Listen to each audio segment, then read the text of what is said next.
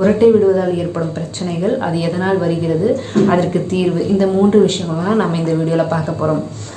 So இந்த video நம்ம பார்க்கறதுக்கு முன்னாடி நீங்கள் நம்ம சேனலை ஃபஸ்ட் டைம் பார்க்குறீங்கன்னா சப்ஸ்கிரைப் பண்ணிக்கோங்க. கீழே ரெட் கலரில் பெல் பட்டன் ஒன்று இருக்கும், அந்த பெல்லை வந்து கிளிக் பண்ணிங்கன்னா ஆல்னு கொடுங்க. கண்டிப்பாக நான் போடுற வீடியோஸ் எல்லாமே உங்களை ரெகுலராக பார்க்க முடியும். யாரெல்லாம் வந்து வாய் வழியாக சுவாசிக்கிறாங்களோ, அதாவது வாய் வழியாக யார் மூச்சு அதிகமாக விடுறாங்களோ அவங்களுக்கு கண்டிப்பாக வந்து குரட்டை பிரச்சனை, அதாவது ஸ்னோரிங் ப்ராப்ளம் கண்டிப்பாக இருக்குங்க. ஸோ குரட்டை யாருக்கெல்லாம் வருங்க? யாரெல்லாம் வந்து பார்த்திங்கன்னா வாயை திறந்துக்கிட்டு தூங்குறாங்களோ அவங்களுக்குலாம் கண்டிப்பாக குரட்டை வருமா? வாயை திறந்துக்கிட்டு தூங்குவாங்களா? கண்டிப்பாக. அது மட்டும் இல்லாமல் யார் வாயை திறந்துக்கிட்டு அதிகமாக சுவாசிக்கிறாங்களோ அவங்களுக்கு கண்டிப்பாக குரட்டை பிரச்சனைகள் இருக்குமா? நார்மலாகவே வந்து பார்த்திங்கன்னா நம்ம வந்து ஒரு செகண்ட் உட்காந்துக்கிட்டு நம்ம யோசிக்கும் பொழுது நம்ம மூச்சு எப்படி விடுறோன்றதை கண்டிப்பாக யோசிக்கணும். அதாவது பார்த்திங்கன்னா நம்ம உன்னிப்பாக கவனிக்கணும். சில பேர் வாயை திறந்துட்டு வாய் வழியாக மூச்சு விடுவாங்க, மூக்கில் அதிகமாக மூச்சுகள் விட மாட்டாங்க. ஸோ அந்த மாதிரி இருக்கவங்களுக்கு கண்டிப்பாக குரட்டை பிரச்சனைகள் வர வாய்ப்புகள் அதிகம். இரண்டாவது, யார் வந்து வெயிட் அதிகமாக போட்டிருக்காங்களோ, ஒபிசிட்டின்னு சொல்லுவாங்க, ஒபிசிட்டி அதிகமாக இருக்கவங்க கண்டிப்பாக குரட்டை பிரச்சனை அவங்களுக்கு கண்டிப்பாக இருக்கும். அடுத்தது, குரட்டை யாருக்கெல்லாம் வருதுன்னா thyroid patient, sugar patient, heart disease இருக்கவங்களுக்கு, அது மட்டும் இல்லாமல் ரொம்ப டயர்டாக இருக்கவங்களுக்கு கண்டிப்பாக குரட்டை பிரச்சனைகள்லாம் வர வாய்ப்புகள் அதிகமாக இருக்குது.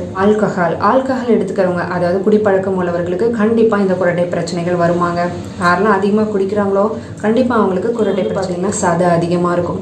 இந்த இடத்த வந்து பார்த்திங்கன்னா சதை அதிகமாக இருக்கிறவங்களுக்கு கண்டிப்பாக குரட்டை பிரச்சனைகள் இருக்குன்னு சொல்கிறாங்க. இதுக்கு அடுத்தும் இல்லாமல் மன அழுத்தம் அதிகமாக இருக்கவங்க, அதாவது பார்த்திங்கன்னா மனதில் எப்பவுமே வந்து ரிலாக்ஸேஷன் இருக்கவே இருக்காது, எப்பொழுதும் வந்து ஸ்ட்ரெஸ்ஸாக இருக்கவங்களுக்கு கண்டிப்பாக இந்த குரட்டை பிரச்சனைகள் இருக்குமா?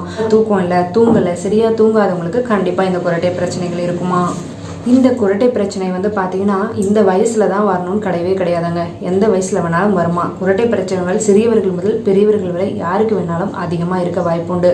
ஆனால் இப்போ நடத்திய வந்து ஆய்வின் படி பார்த்திங்கன்னா மேக்ஸிமம் வந்து பார்த்திங்கன்னா 30லேருந்து 50க்குள்ளே, அதாவது அபவ் 60க்குள்ளே இருக்கவங்களுக்கு அதிகமாக ஸ்னோரிங், அதாவது குரட்டை விடுதல் பிரச்சனைகள் அதிக அளவில் இருக்கான். நெக்ஸ்ட்டு வந்து பார்த்திங்கன்னா இந்த குரட்டையிலேருந்து நம்ம எப்படி தப்பிக்கிறது, அதாவது குரட்டை பிரச்சனை இல்லாமல் எப்படி இருக்கிறது, அது வராது எப்படி அவாய்ட் பண்ணுறதுன்றதை நம்ம பார்க்க போகிறோம். முக்கியமான ஒரு விஷயம் வந்து பார்த்திங்கன்னா தலையணை, அதாவது பில்லோ, தலைக்காணின்னு சொல்லுவாங்க. தலையணை வந்து பார்த்திங்கன்னா கழுத்துக்கு பின்புறம் வந்து பார்த்திங்கன்னா 2 தலைக்காணி வச்சு நீங்கள் தூங்குங்க. நைட்டில் தூங்க போகிறதுக்கு முன்னாடி கொஞ்சம் ஹைட்டாக வச்சு தூங்குங்க. நீங்கள் கொஞ்சம் ஹைட்டாக வச்சு தூங்கும்பொழுது என்ன ஆகும்னா உங்களால் ஈஸியாக வந்து சுவாசிக்க முடியும். அதனால் குரட்டை பிரச்சனைகள் நாளடைவில் கம்மியாகிட்டே வந்துடும். சில பேர் வந்து பார்த்திங்கன்னா நைட்டில் சாப்பிட்டுட்டு அதுக்கப்புறம் தூங்க போகிறதுக்கு முன்னாடி எதனா ஒரு ஸ்நாக்ஸ், கண்டிப்பாக ஸ்நாக்ஸ் சாப்பிட்டா தான் தூக்கம் வரும்ன்ற மாதிரி சில சாட்லாம் சாப்பிட ஆரம்பிப்பாங்க. சில பேர் வந்து பார்த்திங்கன்னா இப்போ இருக்க காலகட்டத்தில் வந்து பார்த்திங்கன்னா நைட்டு 12 o'clock கூட சில பேர் வந்து ஆஃபீஸ்லேருந்து வந்து சாப்பிட்றாங்க. ஸோ 11 o'clock, 12 o'clock, 1 o'clockலாம் சாப்பிட்றாங்க. ஸோ அந்த மாதிரி சாப்பிட்டுட்டு படுக்கிறது, 12 மணிக்கு சாப்பிட்டு உடனே படுக்கிறது, 1 மணிக்கு சாப்பிட்டு உடனே படுக்கிறது, அப்படி இருக்கவே கூடாதாங்க. ஸோ அந்த மாதிரி இருப்பவர்கள் தூங்க போகிறதுக்கு முன்னாடி உடனே சாப்பிடக்கூடாதான். நீங்கள் ஒரு 7-7:30 மணிக்கு இல்லை 8 மணிக்கு நீங்கள் சாப்பிட்டுட்டு 9 மணிக்கு படுத்தா பிரச்சனை கிடையாது. ஆனால் 12 மணிக்கு சாப்பிட்டு 12:30க்கு படுக்கிறதுனால கண்டிப்பாக குரட்டை பிரச்சனைகள் வர வாய்ப்பு இருக்குது. ஸோ நீங்கள் மேக்ஸிமம் வந்து பார்த்திங்கன்னா சாப்பாடை முன்னாடியே சாப்பிட ஆரம்பிச்சிருங்க. 8 மணி 9 மணிக்குள்ளே நைட்டில் டின்னர் வந்து முடிச்சிடுங்க. சிம்பிள் சொல்யூஷன் நான் உங்களுக்கு சொல்கிறேன். சின்ன ஒரு விஷயம் தான், மஞ்சள், டர்மரிக் பவுடர், அதாவது பார்த்திங்கன்னா நம்ம சாப்பிடக்கூடிய மஞ்சள் நான் சொல்கிறேன். அந்த மஞ்சளை சுட தண்ணியில், வெதப்பான தண்ணியில் ஒரு 1/4 ஸ்பூன் அளவு நீங்கள் வந்து மஞ்சளை வந்து மிக்ஸ் பண்ணிக்கோங்க. ஒரு கிளாஸ் தண்ணி கூட நீங்கள் குடிக்கலாம், 1/2 கிளாஸ் தண்ணியாக இருந்தாலும் குடிக்கலாம். கொஞ்சமாக மஞ்சளை ஆட் பண்ணிவிட்டு அந்த தண்ணியை படுக்க போகிறதுக்கு முன்னாடி குடிச்சிட்டு படுத்திங்கன்னா குரட்டை பிரச்சனைகள் படிப்படியாக கம்மியாயிடும். அடுத்தது வந்து ஸ்மோக்கிங், ட்ரிங்கிங் பண்ணவே பண்ணாதீங்க. ஸ்மோக்கிங், ட்ரிங்கிங் இருந்ததுன்னா கண்டிப்பாக குரட்டை பிரச்சனைகள் தடுப்பது கஷ்டமான ஒரு விஷயம். ஸோ 2த்தையுமே நீங்கள் அவாய்ட் பண்ணிட்டா கண்டிப்பாக ஸ்னோரிங் வந்து, அதாவது குரட்டை விடுவதல் பிரச்சனை வந்து பார்த்திங்கன்னா இருக்கவே இருக்காது. பார்த்திங்கன்னா படுக்கும்பொழுது வந்து பார்த்திங்கன்னா லெஃப்ட் சைடில் படுங்க. லெஃப்ட் சைடில் நீங்கள் படுக்கிறதுனால குரட்டை வந்து கண்ட்ரோல் ஆகும், குரட்டை விடுவது கண்டிப்பாக இருக்காது. நீங்கள் வந்து நேராக, குரட்டை விடுவர்கள் மேக்ஸிமம் பார்த்தீங்கன்னா நேராக படுத்து, அதாவது மல்லாக்கா படுத்துன்னு சொல்லுவாங்க, நம்ம சீலிங்கை பார்த்து படுக்கவே கூடாது. அந்த மாதிரி படுப்பவர்களுக்கு அதிகமாக குரட்டை சத்தம் வரும், அதிகமாக குரட்டை விடுவார்கள். நீங்கள் ஒரு கழிச்சு, அதாவது பார்த்திங்கன்னா ஒன்று லெஃப்ட் சைடாக படுக்கணும். மேக்ஸிமம் வந்து பார்த்திங்கன்னா ரைட்லேயும் படுக்கலாம், ஆனால் லெஃப்ட் சைடு நீங்கள் அதிகமாக படுக்கிறதுனால குரட்டை பிரச்சனைகள் வந்து தீர்க்கப்படும். ஒரு சொல்யூஷனும் இருக்குது. அந்த சொல்யூஷன் வந்து பார்த்திங்கன்னா பாலில் மஞ்சள் கலந்து குடிக்கலாம். அந்த மாதிரி குடிப்பதன் மூலமாகவும் குரட்டை பிரச்சனைகளை தடுக்கலாம்.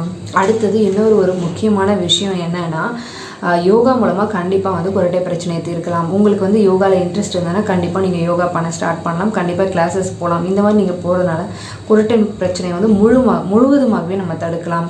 வயிற்றில் எரிச்சல், வயிற்றில் புண், நெஞ்செரிச்சல், அது மட்டும் இல்லாமல் அதிகமாக புண் இருக்க தொண்டையில் இந்த மாதிரி நினைக்கிறவர்கள் எல்லாமே இருக்குன்னு கன்ஃபார்ம் ஆகிடுச்சுனால கண்டிப்பாக அவங்களுக்குலாம் ஸ்னோரிங் பிரச்சனை இருக்கும், குரட்டை பிரச்சனைகள் இருக்கும், குரட்டை விடுவதில் பிரச்சனை இருக்கும்.